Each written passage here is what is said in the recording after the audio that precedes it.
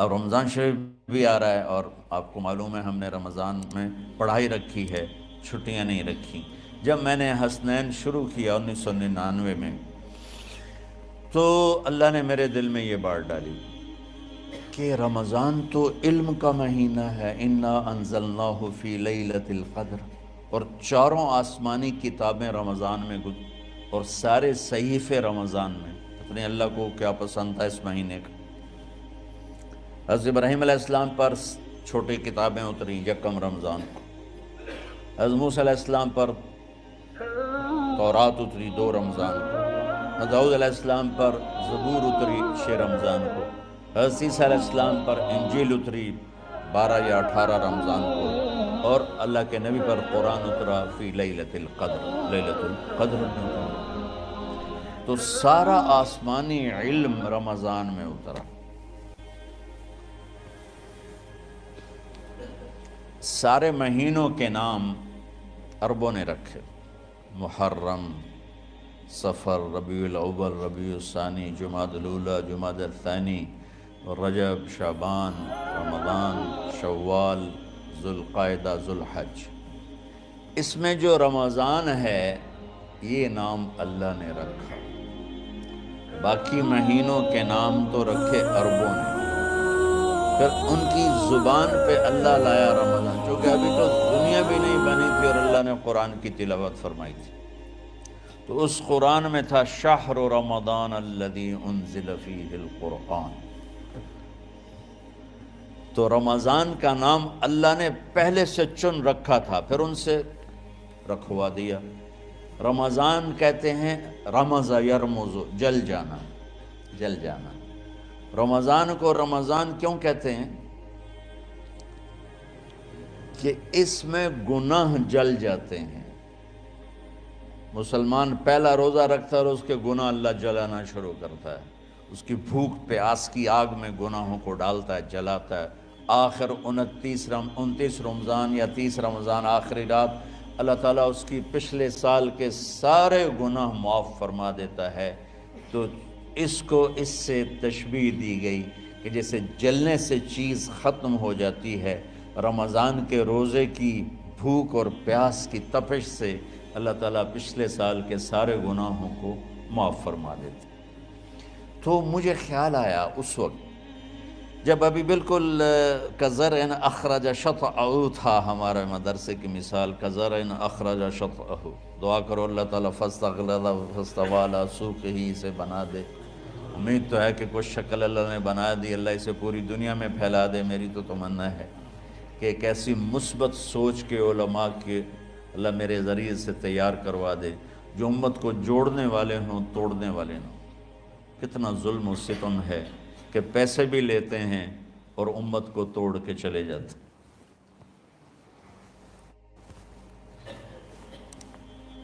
میں نے ایک خطیب سے کہا تم یہ منفی تقریریں کیوں کرتے ہو، تم مثبت کیوں نہیں کرتے؟ تھوڑی چیزیں ہیں بتانے کے لیے لوگوں کو جس پر سارے مسئلے، سچ بولو، کون سا مسئلہ کس کے خلاف کہے گا، محبت کرو، کس مسلک کے خلاف ہے یہ بات، ماں باپ کی خدمت کرو، رزق حلال کماؤ، شراب سے بچو، زنا سے بچو، جوئے سے بچو، سود سے بچو، رشوت سے بچو، جھوٹ سے بچو، ظلم سے بچو، ماں باپ کی نافرمانی سے بچو۔ یہ کتنی باتیں ہیں جو امت کو بتانے کی ضرورت۔ کہنے لگا یہ پھر پیسے نہیں لبدے، پیسے ہی اس گل دے لبدن کہ آج تسی فلانے دا توا لین بجامنا، اگر منہ میں توا نہ لگاؤں تو میں تو نہ پیسے نہیں دے۔ تو یہ اس وقت سٹیٹس ہے، تو کیا پیغام جائے گا؟ تو اللہ تعالیٰ آپ کو مثبت بنائے۔ رمضان میں چونکہ سارا علم اترا تو مجھے خیال آیا کہ ہمیں رمضان میں چھٹی کرنا تو ایک ایسی عادت ہے، کوئی سنت تو ہے نہیں، تو مجھے رمضان میں پڑھائی کروانی چاہیے، چاہے تھوڑی ہوگی، روزے کی بھوک بھی ستائے گی اور رات کے جاگنے کی وجہ سے نیند بھی ستائے گی، لیکن اس میں ایک لفظ سینکڑوں لفظوں پہ بھاری ہوگا غیر رمضان۔ تو میں کراچی گیا اور مفتی تقی صاحب دامت برکاتہم سے سب سے پہلے جا کے مشورہ کیا کہ حضرت میں چاہتا ہوں کہ رمضان میں چھٹی نہ ہو، پڑھائی ہو۔ اس وقت رمضان سردیوں میں تھا، تو وہ بڑے خوش ہوئے، کہنے لگے یہ تو بہت اچھی بات۔ اصل میں ہمارے اکابر نے رمضان میں چھٹیاں اس لیے رکھی تھیں کہ سارا سال تو عبادت ہوتی ہے بالواسطہ، پڑھنا پڑھانا عبادت ہے ایک واسطے کے ساتھ، اور روزہ، نفل، تہجد، تلاوت یہ عبادت ہے بلا واسطہ۔ تو طلبہ علماء رمضان میں اپنا وقت عبادت میں گزارے، کہنے لگے اب وہ عبادت تو ہوتی نہیں رمضان میں، تو بہتر ہے آپ پڑھائی شروع کرائیں، بہت اچھا ہوگا۔ وہ تو اتنے بڑے ہاتھی کے پاؤں میں سب کا پاؤں، اتنی بڑی ہستی نے، وہ صرف پاکستان کا سرمایہ نہیں پوری امت کا سرمایہ ہے، تو ان کی اس بول نے نا مجھے ہمت دے دی۔ تو پھر میں نے یہاں آ کر اس وقت یہ پہلی جماعت مولوی عدنان صاحب کی اور مولوی مسعود صاحب اور کچھ انتقال کر گئے رحمۃ اللہ علیہ، یہ تھے، تو ہم نے رمضان میں سبق شروع، اس وقت ذرا میری ہمت تھی تو میں رات کو پڑھاتا بھی تھا، بیان بھی کرتا تھا، اب تو یہی میں اتنی مشکل سے بول رہا ہوں۔ تو ہم نے رمضان میں شروع کی کہ یہ رحمتوں کا مہینہ، ہر چیز کی برکت کا مہینہ، ہر شے کی اللہ کی طرف سے فراوانی اس میں ہے، علم کی بھی، ہدایت کی بھی، رزق کی بھی۔ غریب سے غریب آدمی بھی سموسے بنا کے بیٹھا ہوتا ہے، پکوڑے بنا کے بیٹھا ہوتا ہے، اور دسترخوان پہ ایک کی بجائے 3 چیزیں پڑی ہوتی ہیں، چاہے رمضان کے بعد سب کے پیٹ خراب ہوں، ایک واری تک کھانے دی تباہی پھیر دیں۔ روزے کا مقصد ہی فوت ہو جاتا ہے۔ روزہ تو ہوتا ہے بھوک کے لیے، پر وہ اتنا کھاتے ہیں کہ سحری کا کھانا افطاری تک ہضم نہیں ہوتا، اور افطاری کا کھانا سحری تک ہضم نہیں ہوتا، پر انہیں دونوں کا ہی کھاونا ہے۔ کہتا بھوک نہ لگے، بھوک نہ لگے، وہ بھوک لگنے کے لیے تو روزہ ہے۔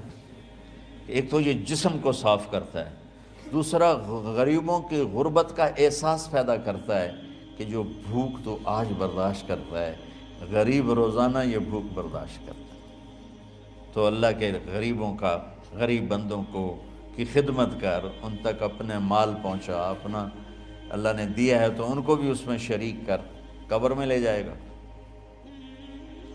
تو اللہ تعالیٰ نے میرے دل میں یہ ڈالا، تو ہم نے تعلیم رمضان میں شروع کی، کیونکہ قرآن رمضان میں اترا، انجیل رمضان میں اتری، زبور رمضان میں اتری، تورات رمضان میں اتری۔ پھر اللہ نے اس مہینے کا نام خود رکھا، شہر رمضان، شہر رمضان۔ اس میں شب قدر رکھی، اس میں رات کی ایک نماز۔ اچھا، پہلی امتوں پہ روزہ فرض تھا افطاری سے افطاری، افطاری سے افطاری، بہت شدید تھا، 24 گھنٹے کا روزہ، بس افطاری کے بعد آنکھ لگ جاتی تو روزہ اگلا شروع ہو جاتا تھا۔ تو ہم پر بھی پہلے ایسے ہی روزہ اترا، افطاری سے افطاری۔ تو ابن سرمہ رضی اللہ تعالی عنہ اونٹ چرانے والے تھے، وہ شام کو لوٹے تو بیوی سے پوچھا کوئی افطاری کا سامان ہے؟ انہوں نے کہا ہے تو نہیں، میں کہیں سے لے آتی ہوں۔ وہ گئیں افطاری کا کوئی سامان لینے، ان کو تھوڑی دیر ہو گئی اور ان کی آنکھ لگ گئی، تھکے ہوئے تھے، سورج ڈوب گیا۔ جب وہ آئیں تو ان کا ہائے سرمہ تو ہلاک ہو گیا۔ کہ کیا ہوا؟ کہ اگلا روزہ شروع ہو گیا کیونکہ تیری آنکھ لگ گئی۔ تو انہوں نے کہا چلو کوئی بات نہیں، لیکن ظہر کے وقت بے ہوش ہو گئے۔ ایک روایت میں آتا ہے نماز پڑھنے آئے اور گر گئے، اور ایک میں آتا ہے گھر میں بے ہوش ہوئے۔ تو جو بھی صورتحال تھی اللہ کے نبی کو پتہ چلا۔ کیا ہوا سرمہ کو؟ کہا جی وہ افطاری کر نہیں سکے تو روزہ شروع ہو گیا تو بے ہوش ہو گئے۔ تو اللہ کے نبی رنجیدہ ہوئے، تو اللہ تعالیٰ نے قرآن اتار دیا، چلو میرے محبوب ساری رات کھاؤ، حتیٰ یتبین لکم الخیط الابیض من الخیط الاسود من الفجر، کہ میرے محبوب صبح صادق تک آپ کی امت کو اجازت ہے، کھاؤ۔ پہلی امتوں پر افطاری سے افطاری، لیکن ان کی نماز تراویح نہیں تھی، تو ہمیں اللہ تعالیٰ نے دیا سحری تک، پوری رات۔ اچھا ایک صحابی آئے، یا رسول اللہ میں تو مارا گیا۔ آپ نے کہا کیا ہوا؟ کہا میرا روزہ تھا، میں بیوی کے پاس چلا گیا۔ آپ نے کہا تو پھر تو غلام آزاد کر، کفارہ دے۔ کہا جی میں تو خود غریب آدمی ہوں، غلام کہاں سے آزاد کروں، خریدنا پڑے۔ آپ نے کہا 60 مسکینوں کو کھانا کھلا۔ کہ میں آپ مسکین ہیں، میں کینوں کھانا کھلاؤں؟ آپ نے فرمایا پھر آخری ہے کہ 60 روزے رکھ، مسلسل رکھنے ہوتے ہیں جو کفارے کے ہوتے ہیں۔ وہ کہنے لگا ایک روزے چاہے کم کیتا ہے، 60 روزے اج میں کی کروں گا؟ تو آپ نے فرمایا اچھا ٹھیک ہے بیٹھ جا۔ بیٹھ گئے۔ تھوڑی دیر ہوئی تو ایک انصاری صحابی کھجوروں کا ٹوکرا لے کر رکھے، یا رسول اللہ یہ صدقے کی کھجوریں ہیں، تقسیم فرما دیں۔ تو آپ نے فرمایا بھائی وہ کدھر ہو؟ کہا جی بیٹھا ہوں۔ آپ نے کہا ادھر آ، یہ کھجوریں لے جا اور 60 گھروں میں تقسیم کر دے۔ سبحان اللہ، اللہ نے اس امت کو لاڈ لڈائے ہیں، یہ اللہ کی لاڈلی امت۔ عجیب واقعہ یہ، کہنے لگا یا رسول اللہ، اللہ کی قسم مدینے میں مجھ سے غریب کوئی نہیں، آپ ایسا کرو یہ میرا کفارہ مجھے ہی صدقہ کر دو۔ تو آپ اتنا ہنسے کہ یہ آخری دانت نظر آنے لگے۔ بہت کم ایسا ہوتا تھا، فَضَحِكَ حَتَّى بَدَتْ نَوَاجِذُهُ، ایسا ہنسنا آپ کبھی کبھی ہنستے تھے کہ آخری دانت پورا منہ کھل جائے۔ تو آپ اتنا ہنسے کہ آخری دانت تک نظر آنے لگے۔ تو آپ نے کہا اچھا جا لے جا تیرے واسطے، لیکن یہ صرف تیرے لیے اور کسی کے لیے نہیں ہے۔ تو جب ایسی خیانت ہوئی تو اللہ تعالیٰ نے دوسرا حکم بھی اتار دیا، باشروہن، کہ تمہارے لیے بیوی بھی حلال ہے، کھانا بھی حلال ہے جب تک صبح صادق نہیں ہو جاتی۔ لیکن اللہ نے ہمیں ایک نماز عطا فرما دی جس کو ہم آج صلاۃ التراویح کہتے ہیں۔ میرے نبی کے زمانے میں اسے قیام اللیل کہا جاتا تھا۔ تراویح کا نام کب پڑا اس کا تو مجھے پتہ نہیں، کہیں نہ کہیں لکھا ہوگا، لیکن صحابہ کے دور میں اس نماز کا نام تھا قیام اللیل۔ اس لیے حضرت عائشہ رضی اللہ تعالیٰ عنہ کی روایت ہے جس سے 8 رکعت والے حضرات استدلال کرتے ہیں کہ رمضان اور غیر رمضان میں، اس کو امام بخاری نے قیام اللیل کا ہی عنوان دیا ہے، آپ نے 11 رکعت سے زیادہ نماز نہیں پڑھی۔ ایک ضعیف روایت میں ہے کہ آپ نے 3 دن پڑھائی نماز، یہ تو صحیح روایت ہے۔ کتنی رکعت پڑھائی؟ تو ایک ضعیف روایت میں ہے کہ 20 رکعت پڑھائی۔ اچھا ضعیف روایت سے عبادت ثابت نہیں ہو سکتی، حکم شرعی۔ تو جب حضرت عمر رضی اللہ تعالیٰ عنہ نے سب کو، اب میرے نبی کے دور میں 3 دن کے بعد آپ تو آئے نہیں کہ کہیں فرض نہ ہو جائے، تو صحابہ اپنے طور پر قرآن سنتے تھے ٹولیوں میں۔ صدیقی دور میں 2 سال وہ فتنوں میں گزرا، تو اس میں بھی اسی طرح چلا کہ ٹولیوں میں ہوتے تھے۔ حضرت عمر رضی اللہ عنہ کے زمانے میں حکومت مضبوط ہو گئی، طاقتور ہو گئے، تو ابتدائی سالوں میں نہیں، چند سالوں کے بعد اب مسجد میں تشریف لائے تو لوگ اس طرح کوئی 4 ادھر 4 ادھر 5 ادھر 10 ادھر 20 ادھر، تو کہنے لگے ان کو ایک ہی امام پہ جمع کر دیا جائے تو کتنا اچھا ہوگا۔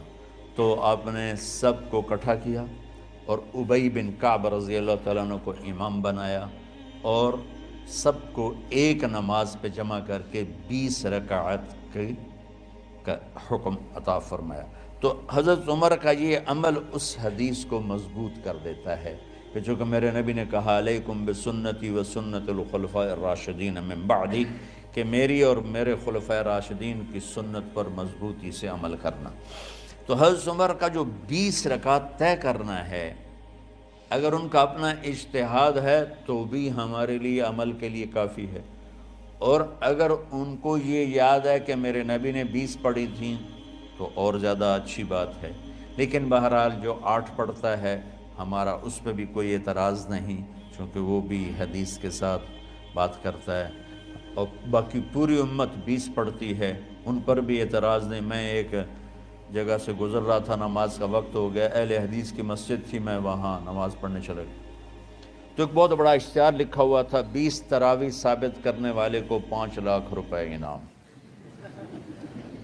کا کس قدر بے وقوفی ہے اور کس قدر احمقانہ یہ امت کی باتیں ہیں کہ 20 تراویح، سینکڑوں سال سے امت کا عمل 20 تراویح آ رہا ہے۔ تراویح کا نام جو پڑھا مجھے یوں لگتا ہے کہ اہل مکہ، یعنی اہل مکہ جو تھے نا، وہ 4 تراویح پڑھ کے ایک طواف کرتے تھے، تو وہ آرام کے لیے ہوتا، ترویحہ آرام، تھوڑی دیر کا آرام، تو 4 تراویح کے بعد ایک طواف کرتے تھے۔ وہ چھوٹا سا طواف 10 منٹ میں ختم ہو جاتا تھا، اور پھر 4 تراویح پڑھتے تھے، پھر طواف کرتے تھے، پھر 4 پڑھتے تھے، پھر طواف کرتے تھے۔ یہ صحابہ کے تھوڑے بعد کے دور کی بات۔ تو مدینے والوں کو پتہ چلا کہ مکے والے تو یہ کرتے ہیں، وہ کہنے لگے اساں کی کریے، انہوں نے کہا اسی 40 تراویح پڑھیں گے، 40 رکعت، وہ 40 رکعت پڑھتے تھے۔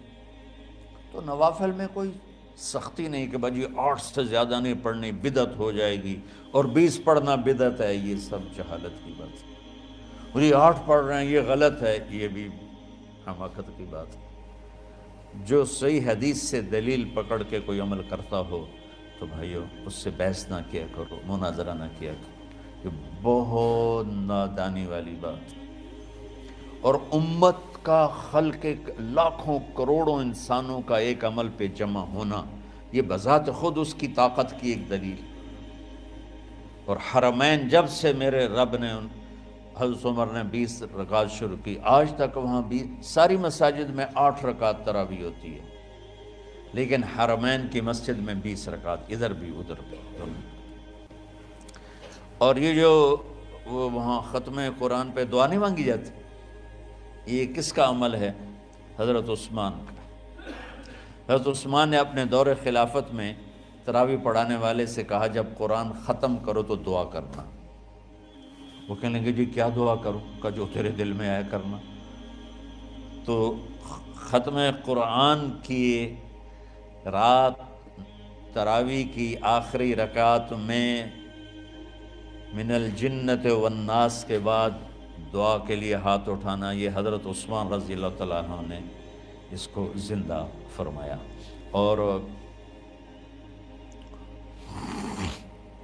امام دعا کرتا تھا 1 منٹ، 10 منٹ، 20 منٹ، جتنے بھی، اور پیچھے لوگ آمین کہتے تھے۔